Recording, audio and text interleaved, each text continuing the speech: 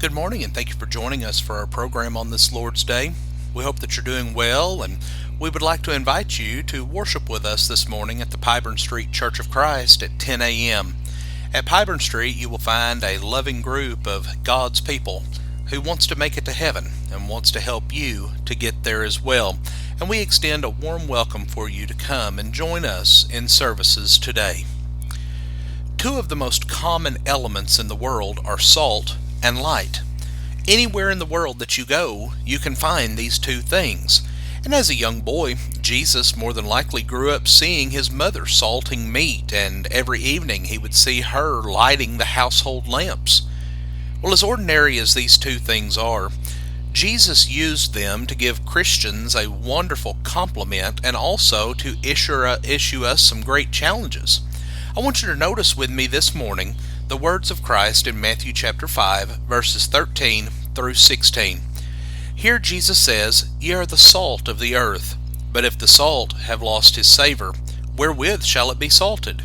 It is thenceforth good for nothing but to be cast out, and to be trodden under foot of men. Ye are the light of the world. A city that is set on a hill cannot be hid. Neither do men light a candle and put it under a bushel, but on a candlestick, and it giveth light unto all that are in the house. Let your light so shine before men, that they may see your good works, and glorify your Father which is in heaven." Following the lessons that we've seen over the past few weeks on our Christian character, what we refer to as the Beatitudes, we now see Jesus showing us the effect of this character when he says that you are the salt of the earth, you are the light of the world. In this passage, we see probably the greatest passage that we find in all of the Bible in speaking of our Christian influence. Now, salt and light, even today, are still very important. In fact, human life cannot be maintained without these two elements. Therefore, when Jesus said, "We are salt and light," he was saying that we are extremely important, and that through us his purposes will be accomplished. So this morning, let us look at the subject of the salt of the earth and the light of the world. In the days of Christ, there were many very powerful and influential people around. Yet Jesus extends this compliment of being the salt of the earth not to them, but to us. We see this compliment given to just average, ordinary people. And to fully appreciate this compliment, we need to spend some time examining what the Bible tells us about salt. First, we see that salt was a very valuable commodity. Today, salt is a very inexpensive thing, but in New Testament times, it was a highly sought after and very valuable element. In fact, many times people would be paid in salt or would trade it for other items that they needed because it was so valuable. So in regard to this phrase that you are the salt of the earth, we see that while salt is valuable, the earth really has no value. So Christians are worth a great deal, and we are the only reason that the earth is important, and as such we see that Christians are valuable to God. Secondly, we see that salt gives flavor. In those days, and even more so today, salt is used to flavor food. Job makes the statement in Job 6, verses 6 and 7, "Can that which is unsavory be eaten without salt? Or is there any taste in the white of an egg? The things that my soul refused to touch are as my sorrowful meat."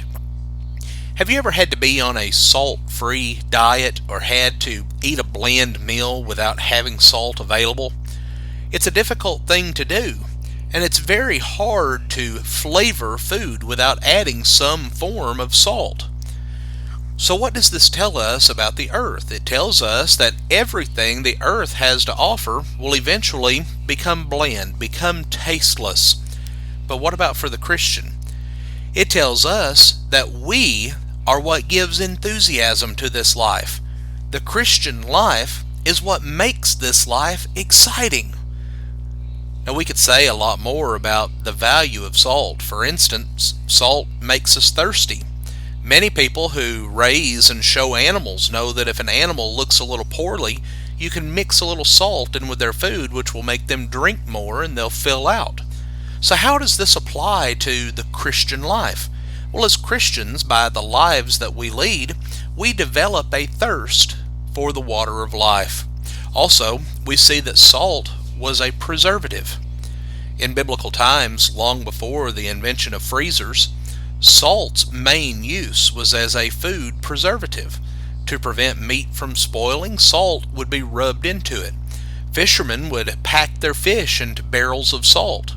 And many times, even today, people who do their own butchering will still use salt in order to cure hams and other forms of meat. We are the salt of the earth, and salt is a preservative. But what does this say about the earth? Friends, the earth is decaying. It is dying. It will go away. Everything on earth will eventually pass away. But what about Christians?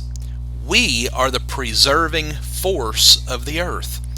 We are the only things on earth that have the ability to live forever. Just as it only takes a little bit of salt to preserve meat, it only takes a few Christians to preserve society. For an example of this, we remember the story of Abraham and the destruction of Sodom and Gomorrah in Genesis 18.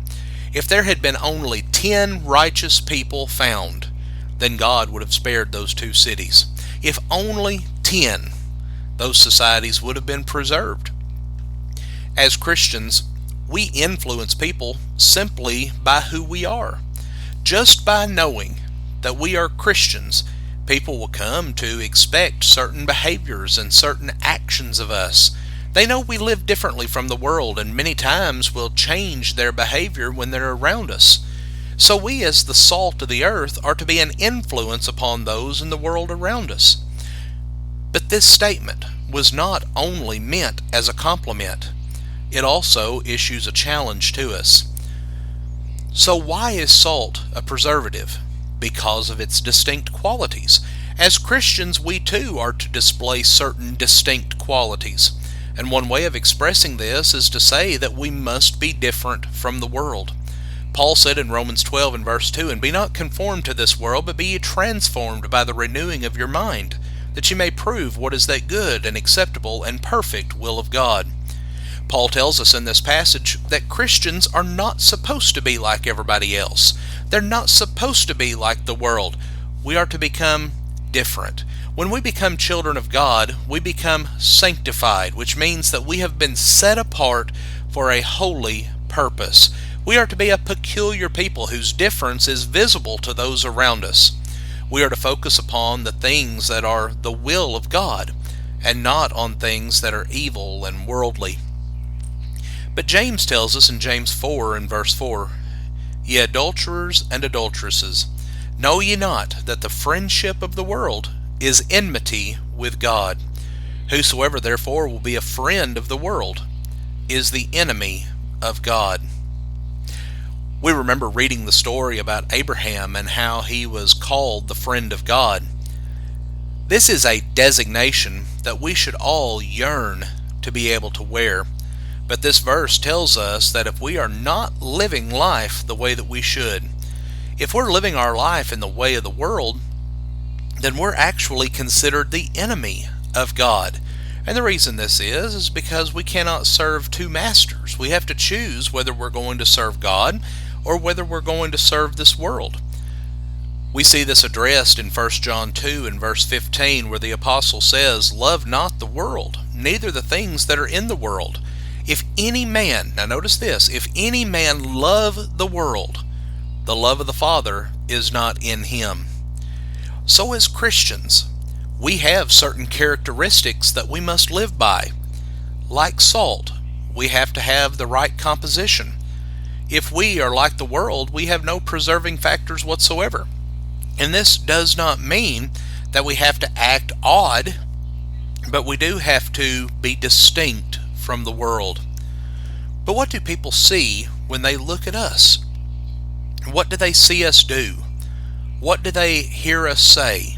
What does the way that we dress tell them? What do our morals tell those in the world? Christians are supposed to be different, and people need to be able to tell this just by looking at us. But all too often, we send the world mixed signals. They see us going to church. They see us claiming to be a Christian. But maybe they see us also doing things that are worldly, doing things that are sinful, doing things that cause them to question our sincerity as children of God. But folks, we should not be sending those mixed signals to the world. When they look at us, they should know without a shadow of a doubt that we are children of God. Now, brethren, something that we need to understand. Jesus did not call us the salt of the church. He called us the salt of the earth. But I'm afraid that all too often we leave the salt in the church building. We want to leave it there sitting in the pew. That way we can go back out into the world and live however we want to live, and then we can come back into the worship assembly, pick up that salt shaker, and we're ready to go again. But as soon as that final amen is said, we put the salt shaker back down, and we go right back to our old way of life. But that's not the way that it's supposed to be. We are to be the salt of the earth. That means we are to be taking our Christian influence out into the world. We need to be shaking that salt everywhere that people are. At work, at school, at the store, in our homes. Jesus was referred to as the friend of sinners. Jesus knew and left us this example to show us that unless salt is shaken in the world, then we are not influencing the ones that we really need to be reaching. Wherever we are, whatever we're doing, we have been commanded to shake that salt. Now, we visit many places, we come into contact with many people. These people are the ones that we need to be influencing. And this is the challenge that we have. The challenge that is extended to us as the salt of the earth. Now, we look back at our main lesson text for today.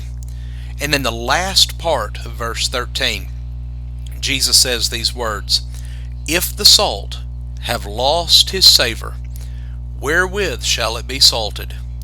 It is thenceforth good for nothing, but to be cast out and be trodden under foot of men." Now, this concept is one that is hard for us to imagine. The salt that we buy today has certain qualities to it that keep it from losing its saltiness. However, in biblical times, the salt that they used came from evaporated seawater. And that salt had certain impurities in it that came from the organisms and things that existed in that salt water. And over time, the bacteria and things of that nature would cause that salt to lose its salinity. And it would reach the point where it was no longer valuable as a preservative. And so what they would do oftentimes in biblical times is when that salt had lost its flavor, lost its savor, they would take this salt and they would cast it out into the streets in their cities. And it would help in keeping down mud and dust and things of that nature that would dirty up the streets. And so when we see this statement that it's good for nothing but to be cast out and trodden underfoot of men, what this is saying is that when salt was no longer useless, the only thing it was good for was to be walked on by mankind. Now think about this for just a moment. People would take this useless substance and it would become something that they would forget about.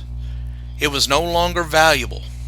Now, this illustration is truly a sad commentary to the Christian that does not take his spiritual life seriously. And sadly, many times we see those who fall back into their old way of life. Well, the conclusion is that a person like this is not valuable to God. They are nothing to God. So in conclusion, we see that salt is a very ordinary item used by Jesus to teach some very valuable lessons. And these impressive words show us that we are special to God, that we have great value to Him. But these words also challenge us to be a good influence on those around us. Folks, everyone wants to be worth something. Therefore, let us make a decision to live a distinctive life different from the world.